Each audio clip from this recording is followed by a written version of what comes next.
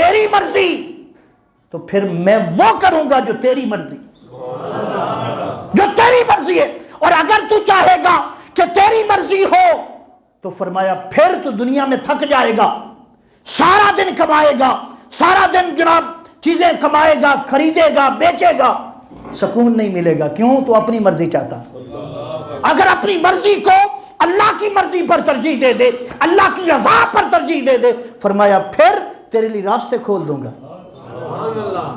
ایسے ایسے راستے کھولوں گا۔ تو جیسے میں نے بتایا کہ حضرت مولا کائنات علی المرتضیٰ والا یہی واقعہ ابھی بتایا کہ باہر نکلتے ہیں، جیب میں مال نہیں ہے، پیسے نہیں ہیں، نکلے باہر تو وہ اونٹ والا ملا ہے، اس نے کہا خرید لیں، اور کتنے کا بیچو گے؟ کہا جی میرے پاس پیسے نہیں، اور تم کتنے کا بیچو؟ اس نے کوئی بات نہیں، بعد میں دے دینا۔ یہ 6 کا ہے۔ کتنے کا؟ آپ نے فرمایا اچھا بعد میں؟ ان کہ جی بعد میں دے دینا۔ جب انہوں نے بہت زیادہ محنت کی، منت سماجت کی، تو آپ نے پکڑ لی۔ اگلے چوک میں گئے تھے نا وہی اونٹ، تو اور کوئی کھڑے تھے، اور تاجر کھڑے تھے، کہا علی بیچنا ہے؟ فرمایا ابھی خریدا ہے۔ کہنے لگے ہم سے 10 لے لو۔ کتنے کا خریدا تھا؟ ابھی پیسے واپس دینے ہیں، 10 کا بیچ دیا، واپس آ گئے، ان کے دے دیے اور باقی 4۔ فرمایا حضور جب گئے نا تو سرکار نے پوچھا علی جانتے ہو آج کس سے ملاقات ہوئی؟ فرمایا اللہ اور اس کا رسول بہتر جانتا ہے۔ فرمایا جب تیری جیب خالی تھی اور تو سب کچھ اللہ کے نام پر لٹا چکا تھا تو رب نے جنت سے ایک اونٹنی بھیجی تھی، جبریل امین آئے تھے، فرشتے لے کر آئے تھے، انہوں نے تجھے بیچ دی، اور اگلے چوک میں ایک اور گروہ فرشتوں کا تھا جو خریدنے والا تھا۔ نہ فرمایا نہ بیچنے والے زمین والے تھے، نہ خریدنے والے زمین والے تھے، یہ عرش سے اللہ نے بھیجا تھا۔ تو اللہ جب بندہ مخلص ہو تو اللہ بھیجتا ہے بندوں کو۔ ہم مخلص نہیں ہوتے، سوچتے رہتے ہیں یار میرا کاروبار نہیں چلتا، فلاں کا بڑا اچھا ہے، فلاں کا بڑا چل رہا۔ فرمایا حسد نہ کر، محنت کر، اور تیری محنت کا دار و مدار تاجدار کائنات کی غلامی پر ہو۔ تیری ساری سمتیں، سارا کاروبار، سارے معاملات، اہل ہی و مالی، اولاد بھی، مال بھی، سب کچھ اللہ اور اس کے رسول کے لیے ہو۔ اور جو تو خود کھائے نا اپنے لیے، وہ بھی کہ حضور آپ کے ٹکڑے کھاتا ہوں، آپ کے ٹکڑے۔ یہی سیدنا صدیق اکبر نے کیا ہے نا۔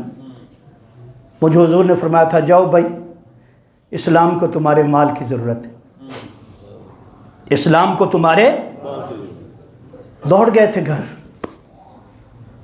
سارا جتنا گھر میں مال تھا سارا، آپ نے کئی بار حدیث سنی ہوگی، اکٹھا کر لیا تھا، اکٹھا کر کے حتیٰ کہ حدیث پاک اپنے کپڑے اتار کر بھی ٹاٹ پہن لیا تھا۔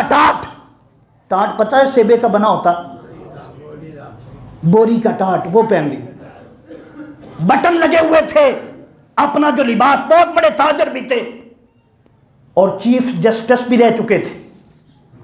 سابق کیا تھے؟ چیف جسٹس مکہ پاک، حضرت سیدنا ابو بکر صدیق۔ تو جو کپڑے پہن رکھے تھے اس کے جو بٹن تھے وہ بھی بڑی قیمتی تھے، ان کو بھی اتار کر اسی مال میں شامل کر لیا تھا، اور خود بوری کا لباس بٹنوں کی جگہ پر کانٹے لگا لیے، کانٹے لگا کر حضور کی بارگاہ میں آ گئے تھے۔ اور آقا کی بارگاہ میں آ کر جب آ رہے تھے تو کچھ معاملہ ایک اور آ گیا کہ حضرت عمر جو تھے وہ بھی اس بات پر تیار تھے کہ ہر بار ابو بکر اول، ہر بار ٹاپ ابو بکر کرتا ہے، ہر کلاس میں جو مجھ سے آگے بڑھ جاتا ہے آج تو نہیں بڑھنے دوں گا۔ کیوں نہیں بڑھنے دوں گا؟ آج میرے پاس مال بہت زیادہ، اگر آدھا بھی حضور کو دے دیا نا تو پھر بھی میں نمبر 1 ہوں۔ نیکیوں میں آگے بڑھنا چاہیے، ہم مال میں آگے بڑھتے ہیں، ہم جائیدادیں آگے بڑھانا چاہتے ہیں، صحابہ کرام نیکیوں میں اور حضور کی نگاہ میں آگے بڑھنا چاہتے تھے۔ تو وہ اپنا آدھا مال لے کر آگے، کیونکہ مال بہت زیادہ تھا ان کے پاس، ادھر صدیق کا مال کم تھا، سیدنا صدیق اکبر کا مال کم تھا۔ تو فرماتے کہ جب حضور کے قدموں میں ڈھیر کر کے بیٹھے تھے تو پہلے حضرت عمر آ گئے تھے، سرکار نے فرمایا ما ابقیت اہلک یا عمر، اے عمر بتا گھر والوں کے لیے کیا چھوڑا ہے؟ ما ابقیت، بقایا کیا بچا ہے تیرے پاس؟ انہوں نے کہا حضور بڑے خوش ہو کے بتایا تھا، آقا میں آدھا آدھا کر لیا ہے، آدھا گھر والوں کے لیے چھوڑ آیا ہوں اور آدھا آپ کے قدموں میں، آپ کے۔